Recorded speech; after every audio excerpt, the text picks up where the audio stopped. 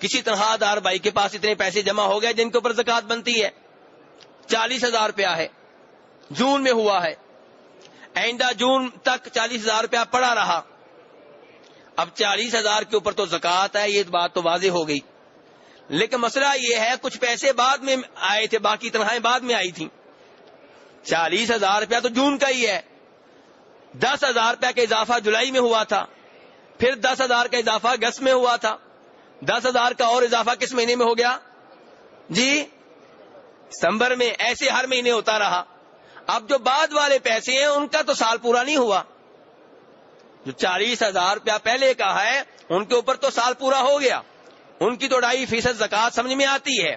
لیکن وہ 10,000 روپیہ جو جولائی میں آیا تھا، اگلا 10,000 روپیہ جو اگست میں آیا تھا، ان کی زکوٰۃ کیسے ادا کریں گے؟ اگر کوئی آدمی چاہتا ہے کہ مشکلات میں نہ پڑے اور غریبوں کا فائدہ کرے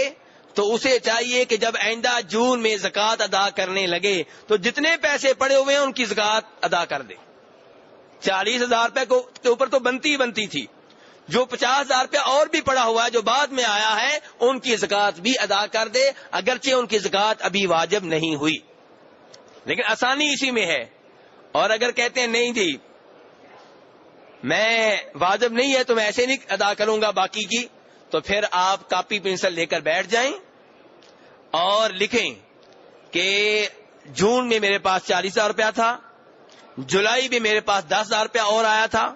اگست میں 5,000 اور آیا تھا، اور ستمبر میں 3,000 اور آ گیا تھا، اور آگے اکتوبر میں میرے پاس 500 روپیہ اور آ گیا تھا، اور نومبر میں 200 روپیہ اور آ گیا تھا، دسمبر میں 30,000 روپیہ اور آ گیا تھا۔ ہر ایک کا حساب رکھیں، حساب رکھ لیا ہر ایک کا، ٹھیک ہے جی۔ اب جون میں آپ نے 40,000 روپے کی زکوٰۃ ادا کر دی، اور جولائی میں آپ کے پاس 10,000 روپے آیا تھا، اب اس کی 2.5% زکوٰۃ ادا کریں،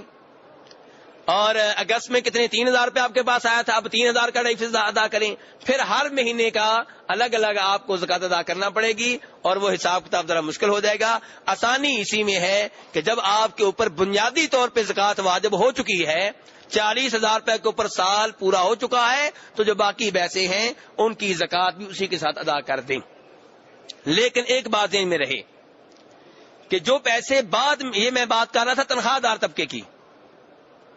اور اگر صورتحال یہ ہے کہ 40,000 روپے کے بعد جو بعد میں کرنسی آپ کے پاس آئی وہ انہی 40,000 روپے کا پروفٹ ہے، انہی کا فائدہ ہے، وہ 40,000 روپے آپ نے کاروبار میں لگائے تھے،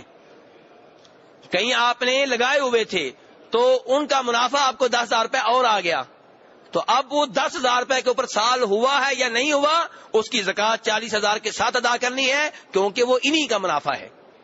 اور جو تنخواہ دار طبقے کی جو بات ہو رہی تھی وہ منافع نہیں ہوتا، وہ تو الگ سے نہیں تنخواہ آتی ہے۔ صورتحال سمجھ رہے میرے بھائی کہ نہیں سمجھ رہے؟ جی ہاں، ایک کاروباری آدمی ہے، اس کے پاس 40,000 روپیہ تھا جون میں، آئندہ جون تک موجود ہے، تو اسی 40,000 روپے کا جو کاروبار کیا اور اس میں سے مزید پیسے آ گئے، تو مزید پیسے جو آئے ہیں چاہے ان کا سال پورا نہ ہوا ہو، ان کی زکوٰۃ 40,000 روپے کے ساتھ دی جائے گی، کیونکہ یہ بعد میں آنے والے پیسے انہی 40,000 روپے کا پروفٹ ہیں۔